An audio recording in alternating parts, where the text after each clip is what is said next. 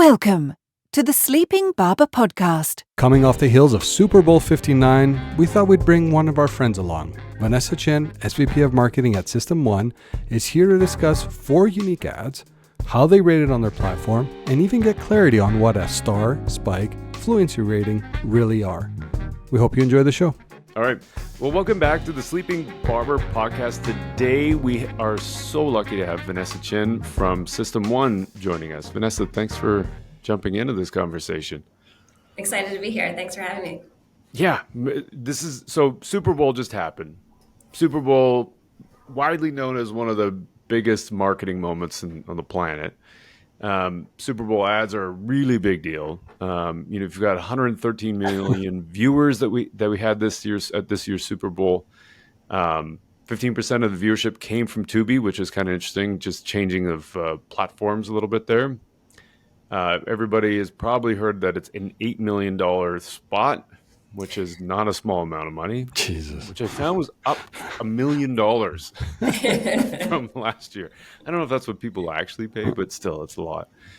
I did some research and found that since 2000, the cheapest ad that they've run on the Super Bowl was $5,000, which is kind of impressive that you can get something on the Super Bowl quality commercial for $5,000. But then there's also a $26 million one that was produced for incredible. The 2022. Yeah. So really today with System 1, you guys have done lots of good stuff around, so many different pieces of creative, what makes creative effective, pre-testing and all those kinds of things. We're going to dig deep into that, less about what were the best Super Bowl commercials and more about what can we learn from these Super Bowl commercials. And so we're really excited to have you on the show today. Excited to be here and excited to share. Yeah. V, do you want to start with the first big question? The first big one. This is a giant, hard question. This is how we start everything. Surprise. That's right. Here's the softball. I'm But for those that don't know much about System 1, do you care to describe a little bit how the rating system works, how the platform works, talk a little bit about the star spike and fluency metrics? Sure, absolutely. So at System 1, we measure the emotional response to the work, and then also the strength of branding. As mentioned, we've got 3 measures: our star, spike, and fluency. So our star rating, which goes 1 to 5, you can get up to a 5.9, which someone did this Super Bowl. That really measures what our audience was feeling while they were watching the spot. So we measure the 7 universal emotions from happiness all the way down to contempt. And we added neutrality, which is important for advertising because the worst thing that you can do is feel nothing. And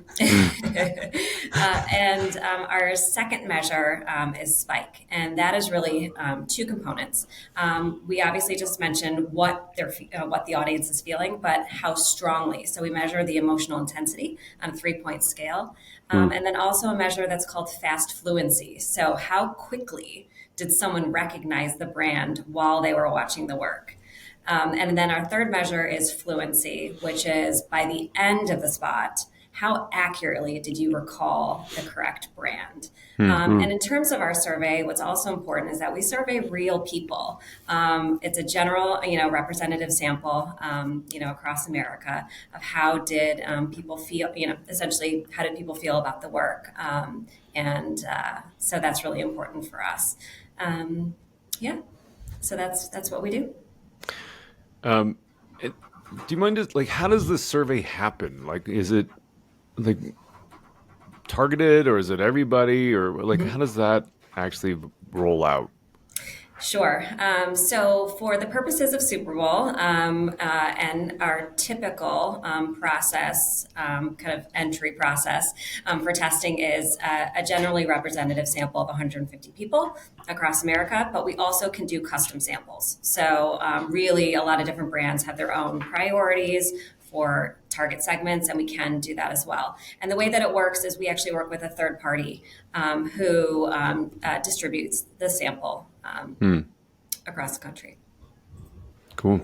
Yeah. That's really interesting.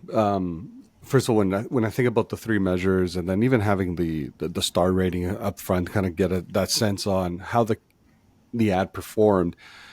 How predictive can these scores be of actual success of a commercial? Sure. So we do a variety of different validations. We do validate through third parties. So we work closely with entities like the IPA and FEs and look at real world case studies and correlate our ads to theirs. We've tested over 150,000 ads at this point. So we've got quite a large sample of ads to look at. We also take a look at, we look at our scores, we look at media spend. So we purchase the data on media spend, and then we also purchase data on market share changes. So what we see is, the number one most important thing that you really need to look at, you have to look at the brand size, you have to look at how much money you're spending. We take a look at someone who is putting a certain excess share of voice to make sure that we've got significant spend in place. But then when you pair that with creative quality, we see the predictions essentially increase from like 25% to like 80% correlation. So creative quality is really crucial for the effectiveness in market.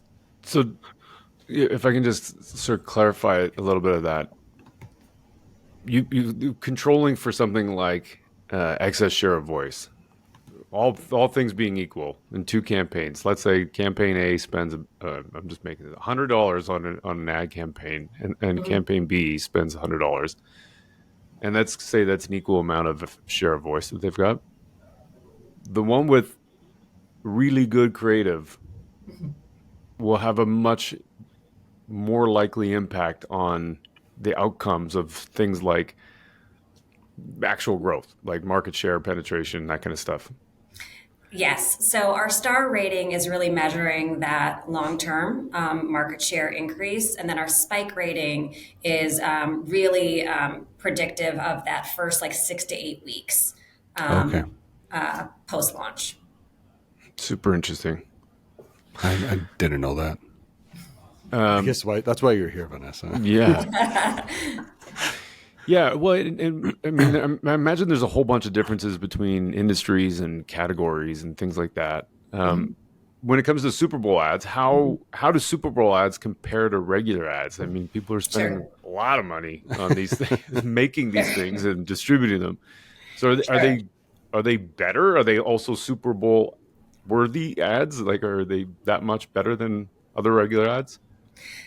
Yeah, the first thing that I would say is, kudos to all the brand teams and agency teams, production companies, talent agents, everyone involved, because they are putting a monumental effort. They know that they're spending more, and they are putting more money, time, and effort into the work. And I can share a little bit of good news that on average, we do see the creative quality increase. On average, actually this year we had we scored every single Super Bowl ad, and on average it was higher that we've seen in the last 6 years. So the average was a 3-star, where the US average for all ads is about 2.3, 2.5.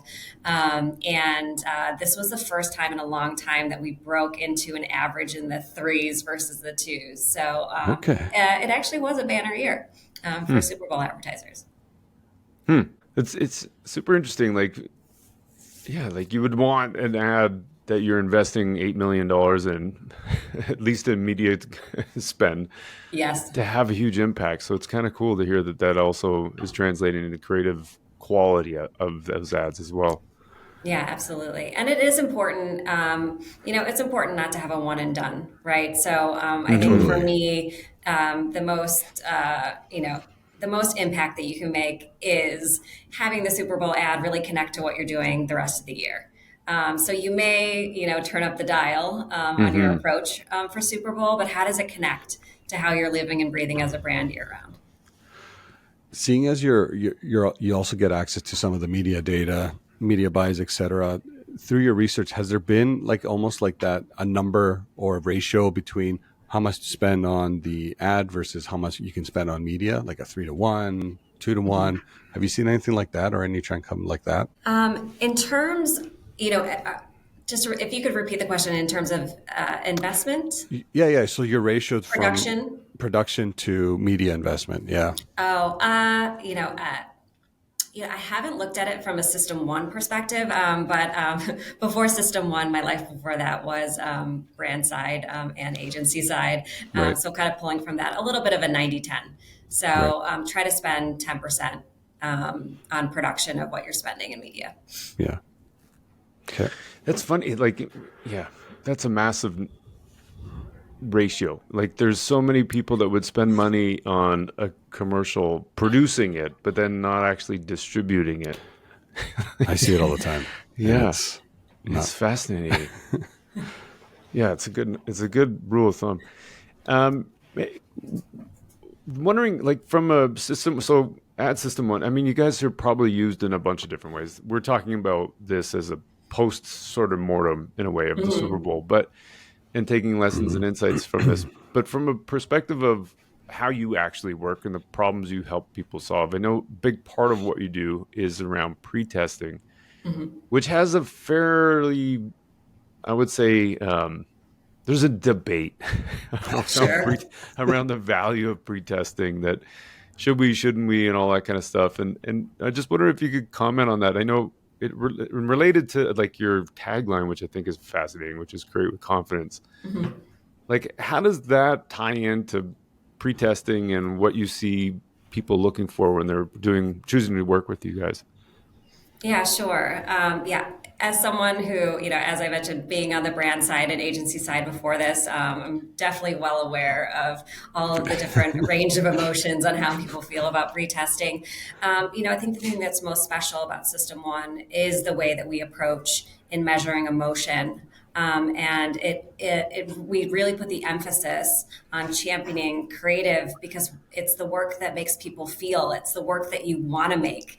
It's the work that, you're sitting around in internal creative reviews and it makes you feel something. And we're essentially positioned in a place where we can help you navigate, whether or not you're an agency or a brand, navigate the conversations that you have internally to champion the work that's essentially making you feel something versus more of those like rational, RTB driven, product driven, sales driven, performance driven work. We're really sitting in a position where we can help you with more of that, the storytelling and really the epic work that everyone really wants to make.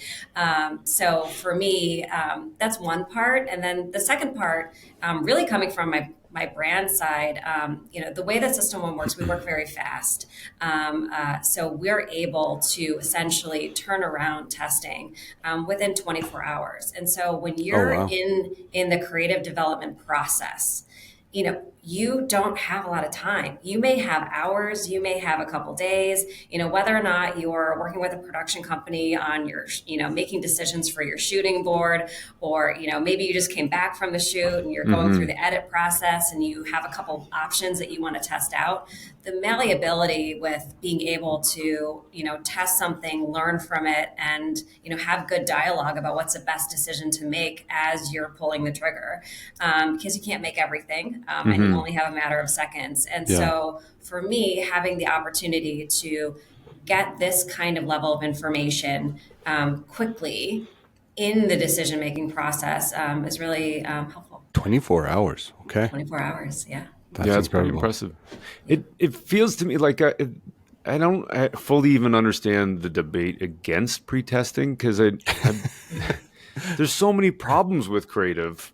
In that there's a language barrier, I think, between like how you communicate an idea to, say, a C-suite and that kind of stuff, and how you get good feedback. Like, the part I don't understand is how it couldn't be useful in some way, somehow. And that's why I love the tagline about creating with confidence, because I think ultimately trying to shepherd an idea through the gauntlet of approvals and whatnot is challenging at the best of times.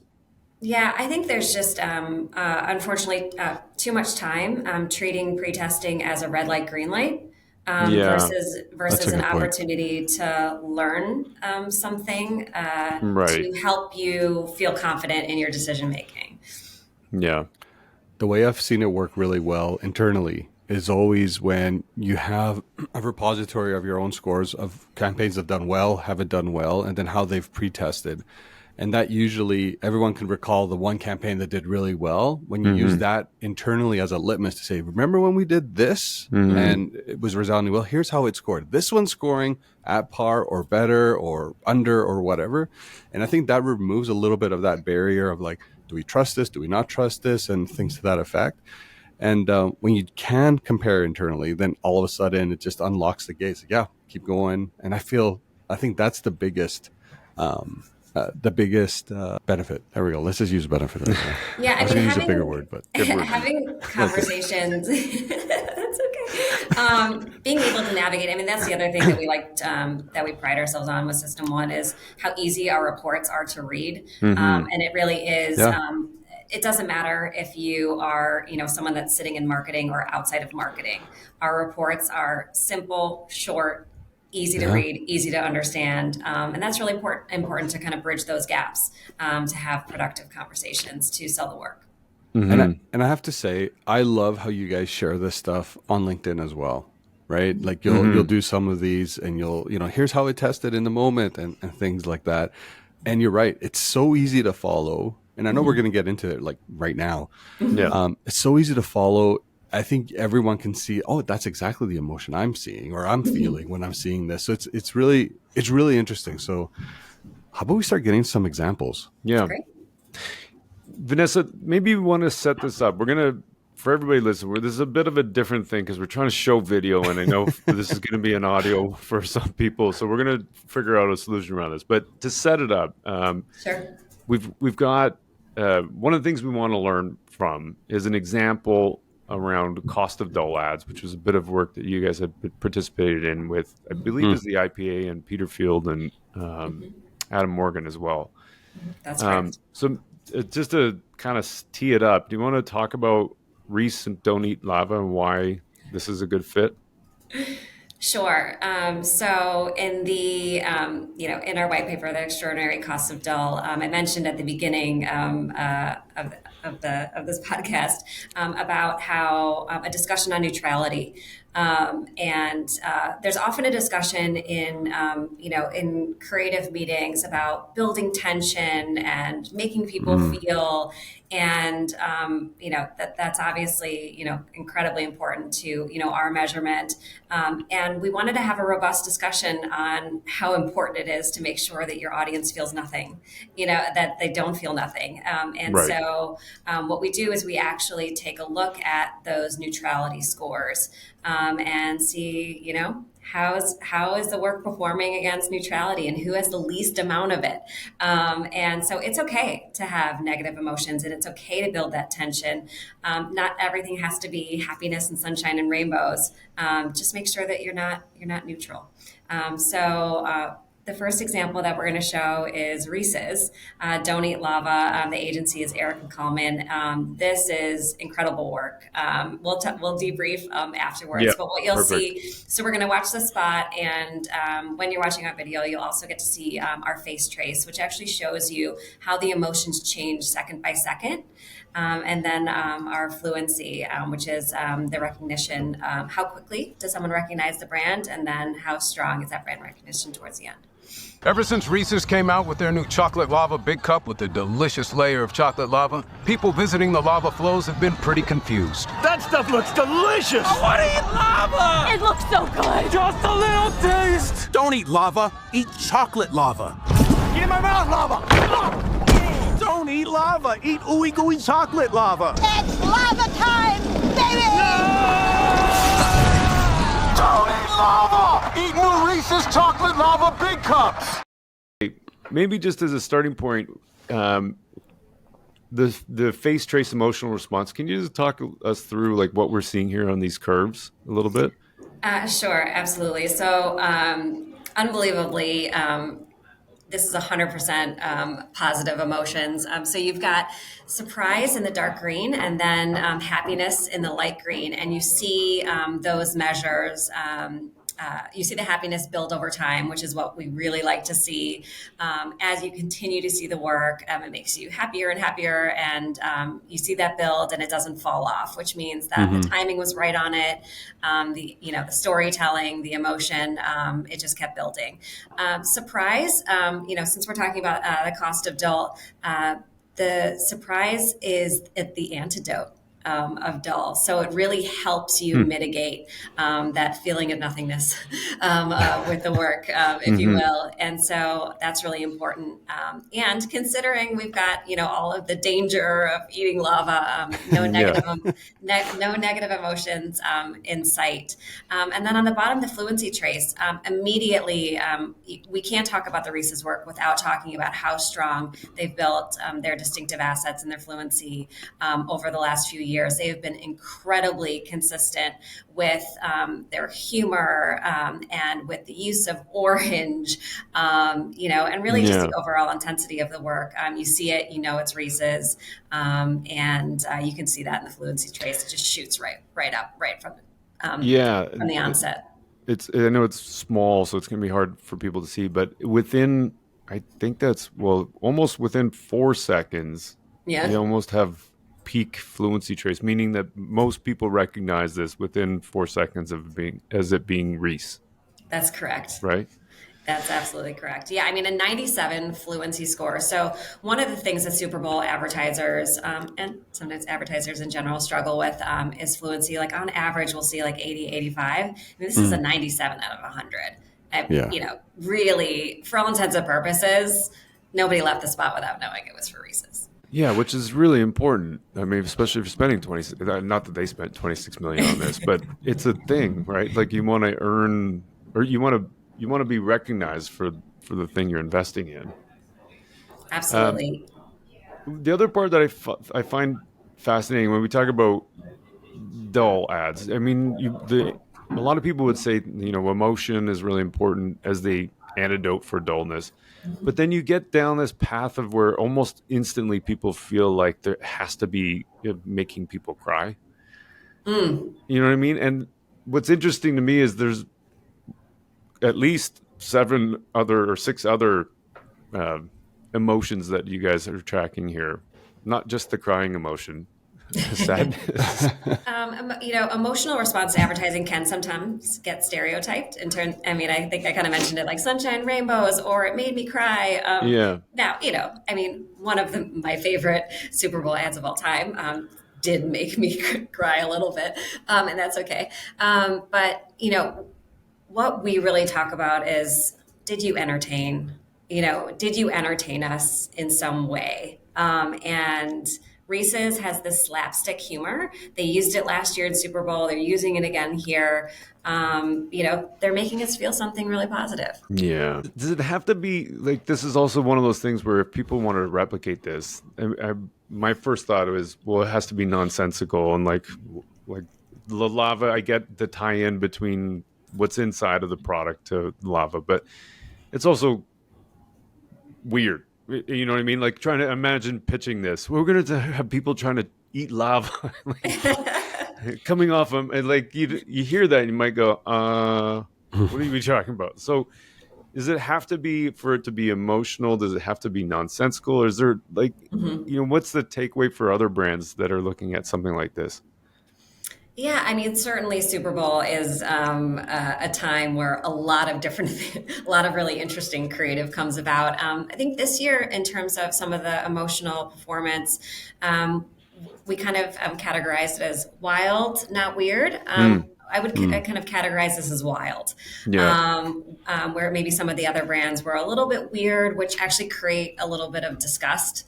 And sometimes that's also okay.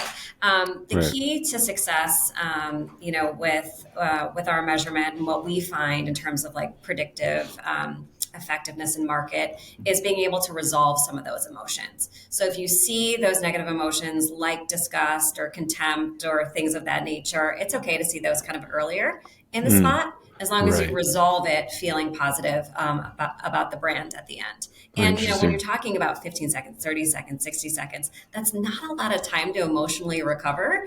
Yeah. So it is a fine line, and it can be tricky for some brands. Yeah.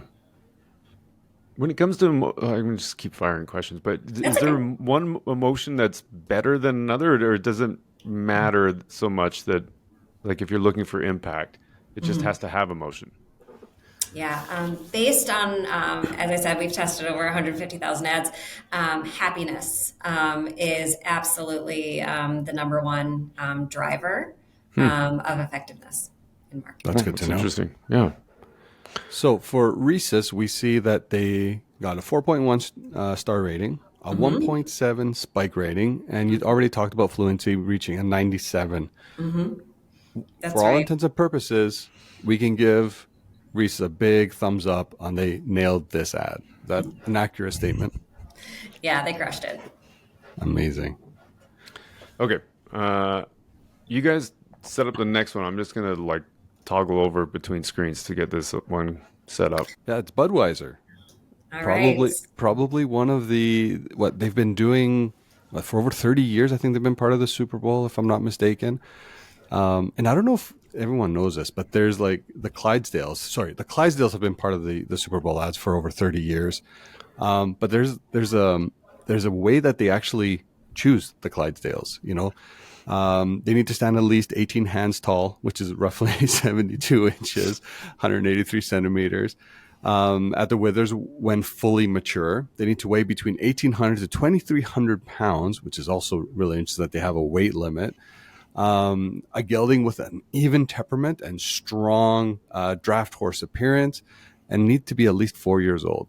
All these little prerequisites that no one would have thought needed to exist. But this year, what's the ad called? First Delivery, if I'm not mistaken. That's right. So yeah, this one is kind of interesting because it breaks their own rule in a way, because it has to be at least a 4-year-old horse, and then this one is really interesting because it looks like it's a baby horse. I don't know. Well, they're saying he's not ready. Right. Okay, let's play this one, and then we'll go through it. Oh, still too little, buddy.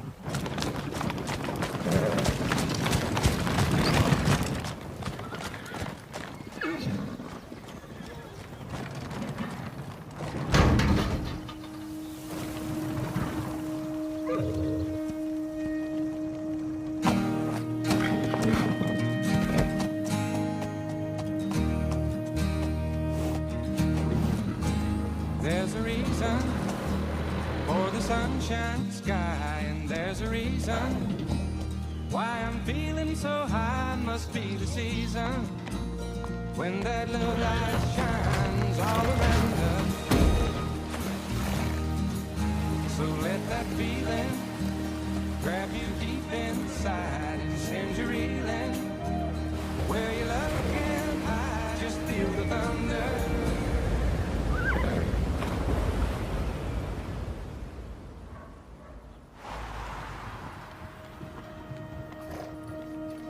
Just let your love flow like a mountain stream, and let your love grow with a small. So, a horse walks into a bar, and what? Just let your love flow like a mountain stream, and let your love grow with the smallest of dreams, and let your love show. Nice touch. Yeah. So what are we seeing with this one, Vanessa? Sure.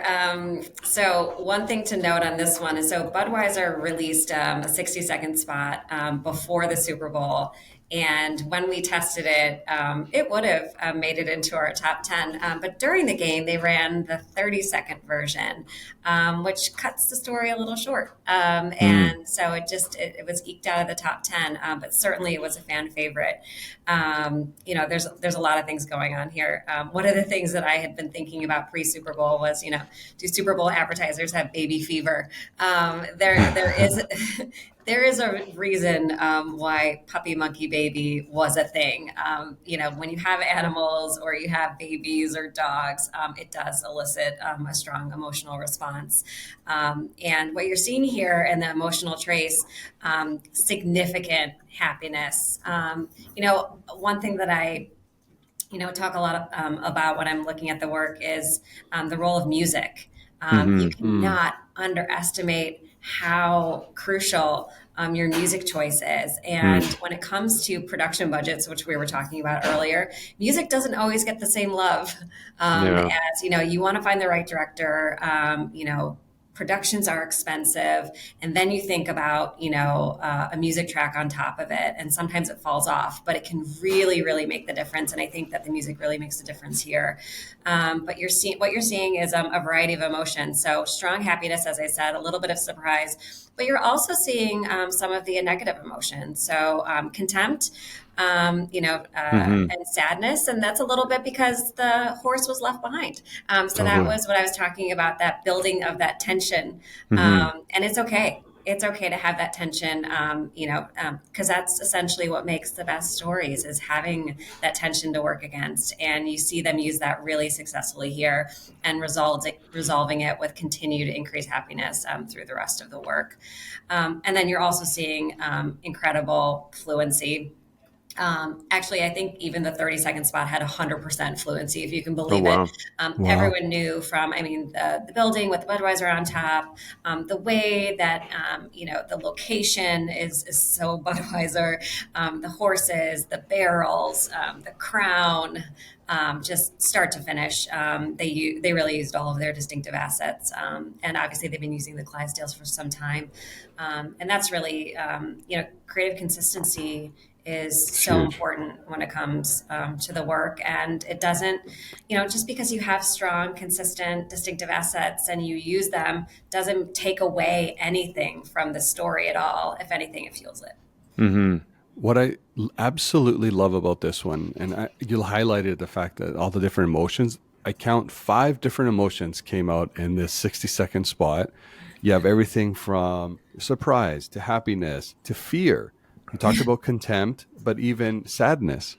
Yeah. And it's interesting how the story carries throughout right to the end, where when you're talking about like how do you resolve some of those other emotions by the end, it does that really well. And you see that also, almost tracking in the face trace as well. So it's really interesting that one ad can have so many different types of emotions, but still come out with such an incredible fluency of, what was it, like 94? For the 60-second spot, and still had a 1.6 spike rating and a 4.5 star rating. It's incredible. Yeah. From the compound creative point of view, it's interesting because we were talking about them breaking their own rules. Like the Clydesdale has to be at least 4 years old. It doesn't look like that one's at 4 years old, which is then part of the story that they create. So it's kind of interesting when you think about the distinctive brand assets. And sometimes, I think marketers, we get into this position where we want to create something new. And, and we go away from the tried and true because we need to invent something. And it's interesting that within their own sandbox, they're finding new ways to tell the story year after year after year. And it's really fascinating. And so they broke their own rules with the baby horse. But is that as a best practice, maybe you can talk a little bit about use of brand assets and how important they are to help build that compounding effect. Yeah, creative consistency is incredibly important. And we, as you mentioned, we've studied it. And when it comes to fluent devices, so we would consider the Clydesdales a fluent device, or a brand character. And the most important thing that a brand can do is give it time to build. So if you introduce a new character, it's sometimes really difficult for brands to give it the time for people to start to get to know the character, appreciate the character. And so you need to give it about 3 years. for it to kind of fully come to life. And when you think, when you study, turnover of agencies or turnover of, brand executive leadership and marketing, that can be really tricky to hold on to a campaign for 3 years. But you gotta give it time. I mean, in the Super Bowl, this weekend, there were some new characters. And the first thing that I think about when I watch it, the Angel Soft has this, cute little angel. And I'm just like, hold on to it for 3 years. And that's where maybe testing does get a bad rap, where maybe your testing isn't as strong as you want it to be. But you have to look at the detail, and you have to have good discussions about, well, why is the testing a little bit soft? And that's because, if you're introducing something brand new, you need to give it the support and the time to let it build. Mm-hmm. Yeah, that's really good. Yeah, and then in terms of the creative consistency across platforms as well. I mean, the Clydesdale, unlike Geico Gecko, which is another one that makes me always think about when this kind of thing comes up. Well, Clydesdales at the moment don't speak. So you lose a little bit, I think, in terms of the flexibility of those assets across platforms. Mm-hmm. But is there anything in the research you guys have about how to use these across, because we talked about Tubi being a big place to watch this year. I'm sure there's all kinds of other ways people are watching, and but campaigns themselves, as you pointed out at the beginning, there's a consistency across mediums and across time that you have to think about as well. So is there anything on the creative consistency of the assets that you're building that is worth speaking about here? Sure. One of the things that's most important is knowing what your distinctive assets are. That's really the first step. And it's not the same for everybody. There's so many things from your logo to your color use to your, if you have a character or, maybe the type of humor or, the look and feel or, your positioning there, or the campaign construct. There's a lot of different kind of components that can be uniquely you as a brand. And we do encourage testing to really understand what those distinctive assets are. And once you kind of know what that set is, you can kind of flex them across different mediums. Certainly paid advertising versus organic. Social, as an example, is going to have a different set of rules. You certainly don't want matching luggage everywhere. But our main guidance is know what your distinctive assets are and use them. And it doesn't always have to be the same thing. Yeah. Love it.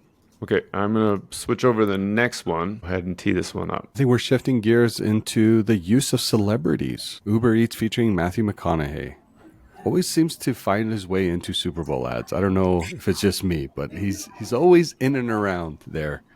And we know he's a big football fan too, so I think that helps. Okay, you ready for this one? Ready. Uber Eats, a century of cravings. Look, from the very beginning, football's been a conspiracy to make us hungry. Now let me tell you where it all started. And we'll call this a pigskin. Make people crave bacon. And everybody loves bacon. I love bacon. Bacon. Ever ask yourself how Buffalo got a team? These wings deserve a team. Yeah. I figured out a good team name for Buffalo, Bill. Buffalo. Buffalo. They do anything to sell food. Do I have to be called refrigerator? Yes. Even Peyton was in on it. Omaha! Steak.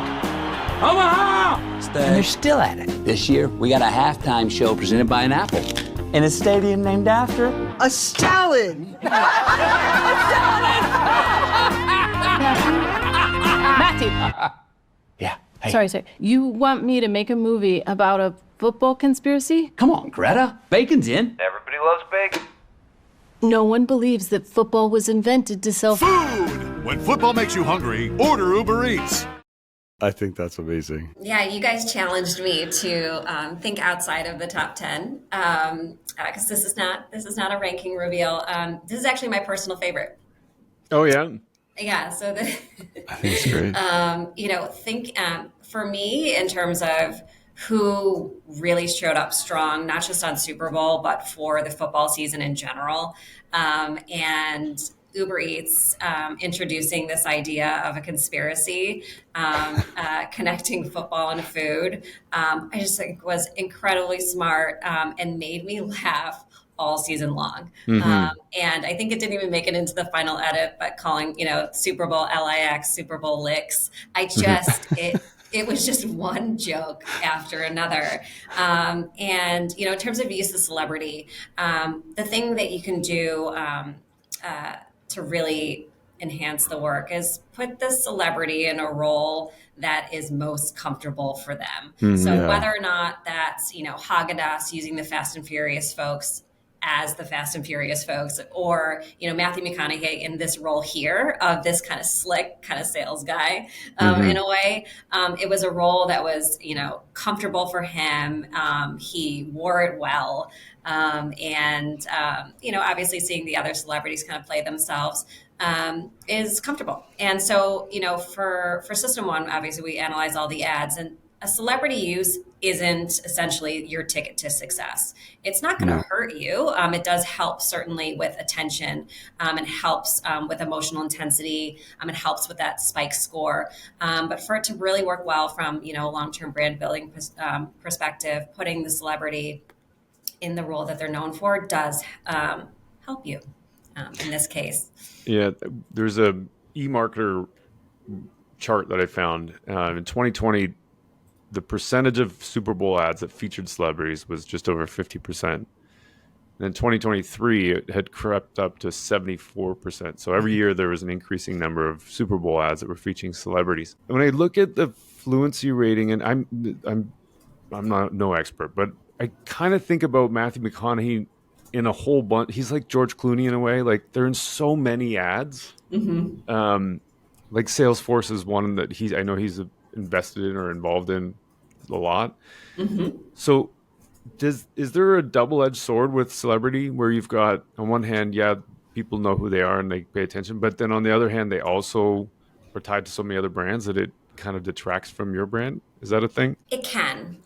They certainly can overtake. And that's where getting into the detail of the pre-testing and not making necessarily like blanket assumptions, I think is important. Where, the Manning brothers didn't necessarily come out as the stars on Sunday. But you look at some of their ads for like King's Hawaiian and others during football season, and they were very strong.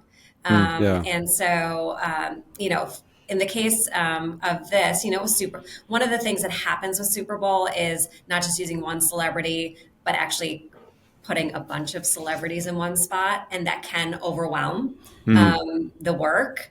For me, in this spot, Matthew McConaughey is definitely the star, and the secondary celebrities kind of make small cameos. I would say in terms of the Fluency score, 89 is still above average. Really high. And one thing to think about is, is it the celebrities that's influencing that, or is it that this campaign of like football and conspiracy is new? It's new for the brand. So, comparing it to Budweiser, who's been doing the Clydesdales for 40 years, or Reese's, who has had everything be orange year round, and they're dominating every holiday. For Uber Eats, this is a new campaign for them. So this is where, we talked about like, don't let pre-testing be the enemy. Learn from it. And how do you want to, you have an idea that's making people very happy. How do you continue it and double down on it and make it stronger over time? Well, let's talk about this for a quick second. So this ad rated with a 3.7 star rating, a 1.3 spike rating, and like you said, an 89 Fluency. You're sitting in a boardroom, and this is what kind of came back.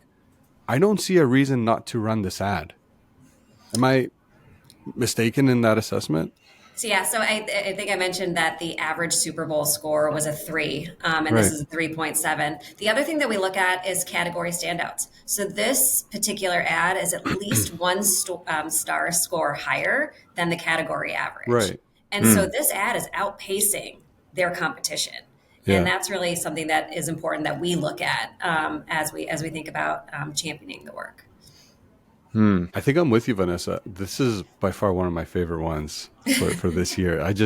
I love the nuance here. It's like a conspiracy, and then having all these things tie back to it. I think it was really well done. I love when the work makes you see the world differently. 100%. And I'll never look at football names that sound like food the same, which is so fun. Yeah. I know there's all those little like Buffalo Bill, Omaha steak, like all those the Caesar Dome, the Caesar Salad Dome. I mean, and that really helped with their. We were talking about, how does the campaign extend? We don't live in a world where it's just video content. This is like, how do you show up everywhere? From stunts to other ad units, and the extendability of this idea was it's amazing. Incredible. Yeah, need to be called the refrigerator. Yeah, right. Yes. There's so many. Yeah, just thinking about that too, especially if you know what are the emotional peaks. I imagine you could use some of those and then pull those out for things like out of home or like little memes and things on social and that kind of stuff too. Mm-hmm. Yeah, I mean that there's certainly a discipline that goes into, I'm sure, in all the internal creator reviews and all the different rounds and how hard everyone worked, over the last year. I am sure there's 100 jokes, right? Oh, yeah. Sure. Don't shove them all into one video. Use them. Use them, across the board in other ad units throughout the year. So interesting. I could do this the whole I'm going to day. tee up the last one, and you guys just set it up. The next one is Doritos, the Doritos abduction. What else do we have on this as Mark's pulling this up? Do you have any context to this one, Vanessa? Yeah, sure. So Crash the Super Bowl Doritos is back. And in System 1, we couldn't have been more excited about it because, of course, we test all ads. And we knew ahead of time that when Crash the Super Bowl was happening, all of that work actually did really well. So when it was announced that it was coming back, we were really excited for it because we knew that it would be really successful for them. In addition, based on our predictive nature, we did predict that abduction was going to be the winner because we tested the top 3 ahead of time.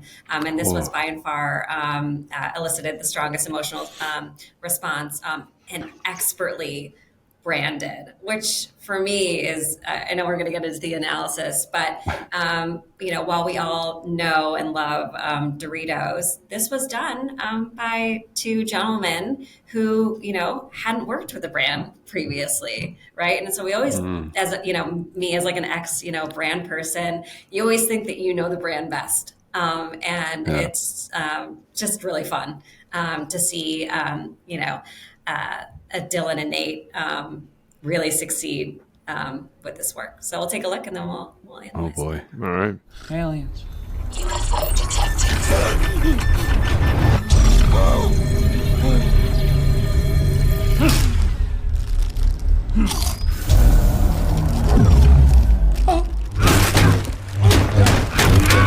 Come on, man!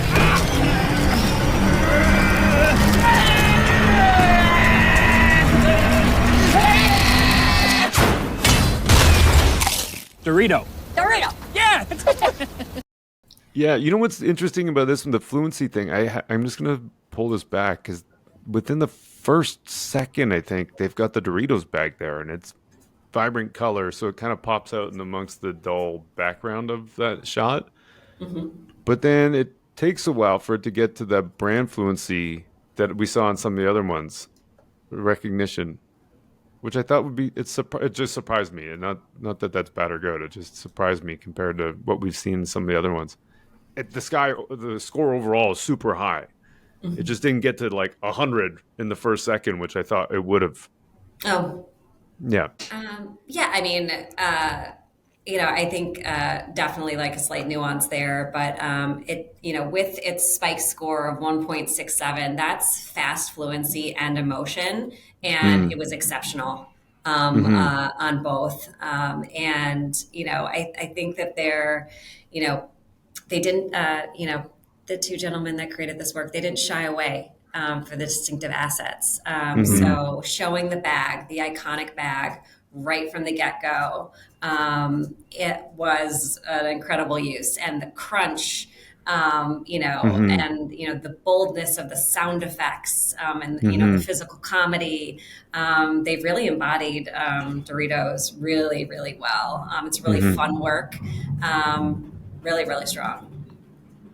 This is another example that showcased a lot of different emotions through the ad as well, which I guess it exists, but I don't think when I was going through it, I felt like I was probably just between surprise and happiness more than anything. But you see, again, contempt creeping in there, some fear creeping in there. Yeah, sadness. I mean, the element of fear of like what's gonna happen to him? Is he gonna get hurt? Is okay. And it adds, it just reduces that neutrality with the work, which is, one of the most important things that you can do. It's interesting, like this is a full-on a product ad, but it somehow doesn't feel like a product. You know what I mean? Like I'm happy that it is. Like I'm excited that it is. Like the bag of chips is in almost every shot that I think. And it's really interesting seeing how they've incorporated that in this whole conversation between an alien and a guy. It's really good. It's super interesting. I mean, the production value, again, this isn't someone who had, $1 million or $2 million, to go make this. They're trying to win the $1 million. And so the production value, I mean, the sound effect, like the sound is incredible. And you actually almost feel as you're watching it as if you would get sucked in to your screen. Really, really exceptional work. Yeah, I mean, maybe to talk about that in contrast to some of the celebrity, we just had Matthew McConaughey in that last one with Kevin Bacon, Martha Stewart. I mean, just the celebrity budget alone probably was pretty significant. And then you've got something like this where there's no celebrity other than maybe the alien. He looks familiar somehow. There's like this element of creativity and how it can be an equalizer, right? And it doesn't have to cost millions of dollars. Yeah, absolutely. You can't buy success in advertising, and the people are the most important element of agencies, and making sure that they have, that they feel supported, that they have the right environment, and to be successful. Because this is all innate creativity, and that's really what's going to win out. It's such an interesting ad. It's really cool. I'm glad that we got to talk about that one too.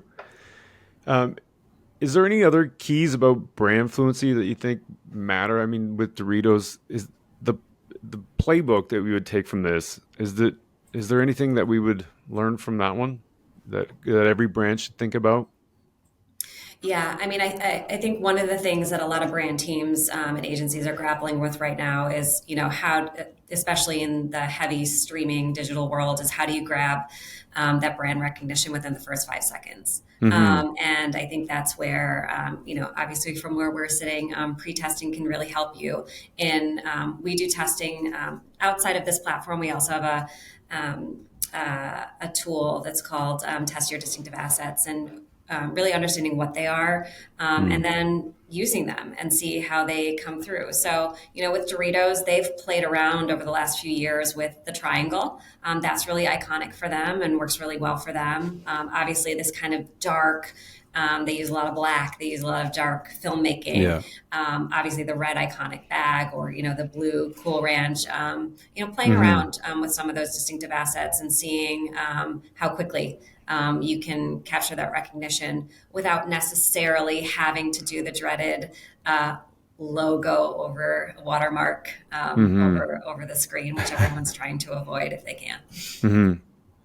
I know we're prioritizing, we're going through all the TV ads here, and you did loosely talk about this a little bit earlier as well, but are there benefits when you're using this across mediums as well? Absolutely. So in terms of our testing, we test all different, a variety of assets. So one of the things that we always test, so our premium product, we actually test every single video that hits the linear market.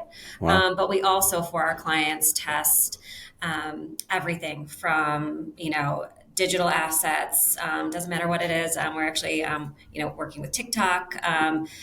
We out of home is something that we test a lot. We just shift our measurement a little bit to put a focus on attention. And we put a greater emphasis on how strongly and how you maintain attention when it comes to those other assets. But yeah, pretty much anything, if it from an idea to an animatic to a script to a visual asset, everything in between, we test. It's also interesting for me that, we talked about the bag was right up front in the very first second. And there's, I think, sometimes this perception, for whatever reason, that your logo has to go at the end, that it will take away from the commercial in some way. But there's clearly, this is a really successful ad, and they did the exact opposite. So that isn't true. That is interesting. And I think, I think that for me was something that I was really just excited to explore and think about is, how does someone who's brand new to the brand, who's never worked on the brand before, they didn't shy away from it. They didn't second guess themselves. They just dove in head first and put it there because they knew it was important. Yeah, it's so interesting. That is interesting. Vanessa, this has been fascinating. And this is so great and grateful that you get to share some of these with us and kind of pick away at some of the bigger lessons that we can take away from all of these for everybody. So thanks so much for this. I think we have to introduce a creative corner with Vanessa Chin every so often, where we bring her in and we talk about creative like this. Well, we test all of the ads. Anything, that's the fun thing about working on System 1, because if you see an ad, we probably have some thoughts about it and happy to talk about it. I love that. How can people find out more about you and System 1 and all the work you guys are doing? Oh, sure. I think that, obviously you can Google us, System 1 Group. Anytime you see hot pink, that is us. You can follow us on LinkedIn. We're very active on LinkedIn. So, follow our, System 1 profile. Also myself, Vanessa Chin, also, John Evans, the Uncensored CMO, Andrew Tyndall. We're all there and sharing really great insights every day. Yeah, love this that. is great. Yeah, thanks again, Vanessa. This is awesome. Yeah, thanks so much for having me. This has been really fun.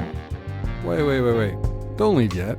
Stay tuned for our post-pod where Mark and I discuss the key learnings from our conversation with Vanessa. And while you're at it, feel free to leave a review. We're always trying to find ways to make the show better. And Barber's brief time, P. It's the post-pod. What are you talking about? What are you doing? I was getting so excited about that. You're doing the nice bump. I'm like, it's going to be perfect. It's going to be bump, and then I totally blew it. Totally blew it. Oh, my goodness. We're leaving it. We're leaving it. All right. You're right. It is the post pod. There it is. Yeah. We were just talking about Barber's Briefs, which then I think is where that got anchored in my brain. But yeah, I need some time off. You need some time off. It's February 11th. I know. So Vanessa was awesome. I thought that was such a cool conversation. I think what I really enjoyed is the different part of creative, like actually taking a moment, assessing it, looking through through the tool itself, thinking about all the different range of emotions you can be eliciting. Yeah. I think at the end of the day, when we can, as marketers, we can arm ourselves with as much information as possible to make the most informed decision possible. There is no reason we shouldn't be pre-testing. And I don't know why the camp is so divided on it.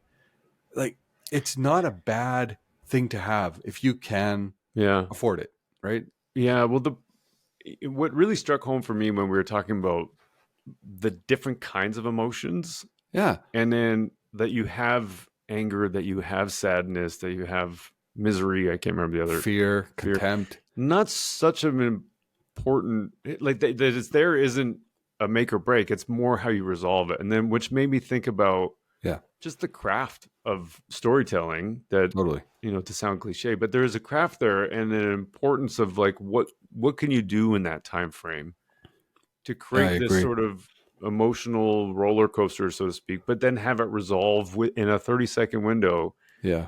or a 60-second window to become this blended asset that, isn't just about showing the brand, like as in the case of Doritos, but also bringing people through an emotional journey, which leaves them feeling good at the end too. Yeah. Like, it's so interesting. It is very interesting. And one thing I really appreciated what Vanessa brought with her today is we talked about Uber Eats. And while I think she said it wasn't in the top 10 in terms of like how it rated, the reality is when you're looking at that, and she made a really, really clear point. It's like you also have to look at it through the lens of your category. How are you pacing in your category? Not just looking at it an overall ad. So looking at the star rating alone, understanding the fluency, understanding the spike itself. It's really interesting to say it actually performed really well for the category when I think that she mentioned the average was 3 this year. Yeah, it was almost a point higher, I think. Yeah. So the fact that rated 3.7 still had an 89, I think, yeah, I don't have the numbers here. But anyways, but it performed really well. And I remember like my first emotion as it was going this, I love this. I love like the idea that there's a conspiracy here and they used a lot of humor to bring it to life. So again, for me, it's probably one of my favorite Super Bowl ads, if I'm honest. But you see the difference between a brand, a young brand, and then an established brand like Budweiser that can go back to specific distinctive assets time and time again and achieve a fluency of 91, I think it was, or something crazy. Yeah. So I think it just shows like you can be really opportunistic. Yeah. The Budweiser, I don't know why I'm so fixated on this, but the Budweiser one is so fascinating to me. I think, probably because we talked so many times about new CMO comes in, the first thing I want to do is rebrand. It's a cliche, but it happens a lot. And it's dangerous. And I think the Budweiser one is really interesting because they've stuck with that horse-drawn Clydesdale carriage thing for so long, like 30 plus years. Totally. And they're still finding new ways to use those assets. Like again and again, every single year, there's different takes on it. And so I think looking at your distinctive assets, and even as you're reading out that list of what qualifies as a Clydesdale, a Budweiser Clydesdale. Yeah. Like they found a hole in there to be able to tell a new story. Oh, they have to be at least 4 years old. Well, this one isn't. So how can we use that as part of our, you know what I mean? It's so, it's in some ways you go, oh, duh. But in other ways, that's amazing. It's so brilliant that you're able to continue to tell great stories with just the same old in a way. You know what I mean? Totally. And we often celebrate Apple, right? And I'm not taking anything away from Apple. They do a lot of great stuff. But when you think about other brands as well, even the Doritos ad, even, we talked about Budweiser. There's so many brands out there doing great work, leaning on a lot of the principles that we're constantly talking about.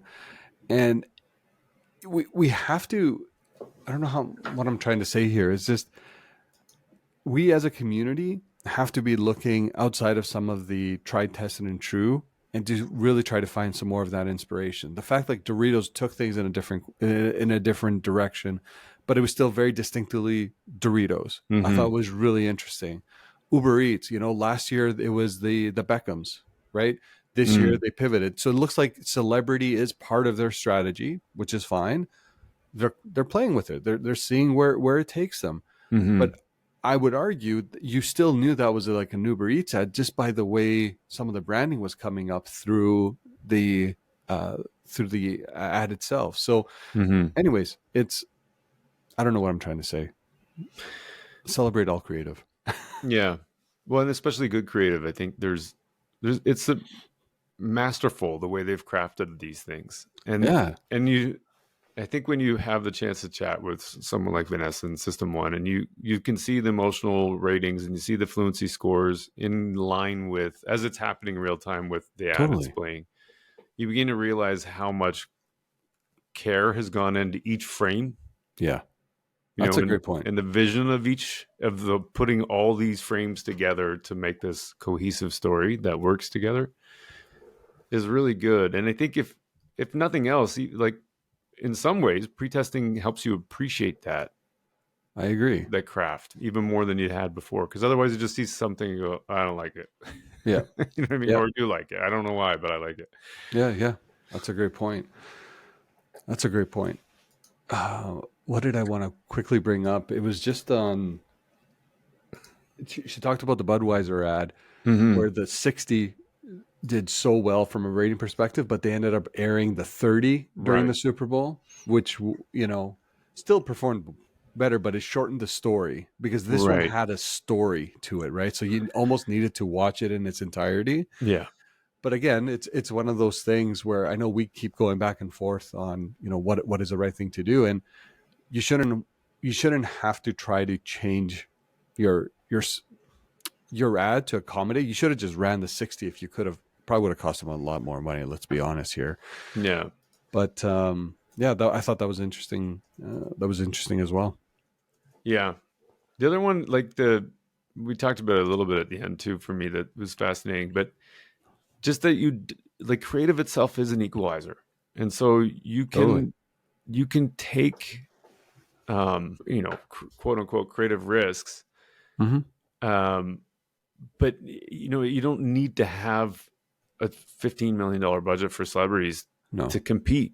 Like there's so many ways that you can stand out without having to spend a fortune. Like, going back in history, there's that $5,000 ad. I don't know if it did well or not, but even at that, what was the Dollar Shave Club? I think they spent like $3,000 on that video. Oh, totally. Yeah. You know what I mean? Like it was just a great video. Like it was a great ad. And I think, I don't know if they ever made another one. Like it was amazing. That's a great point. That's a great point. So it was really good. It was. I thought the conversation was so interesting.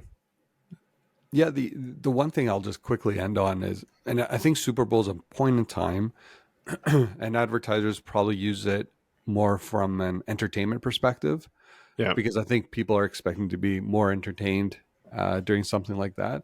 So I think there is a small pivot in terms of like what the desired outcome is of the ad, outside of still building some of those mental structures and things like that. But you still have to applaud a lot of the creativity out there. There was a lot of great ads that happened.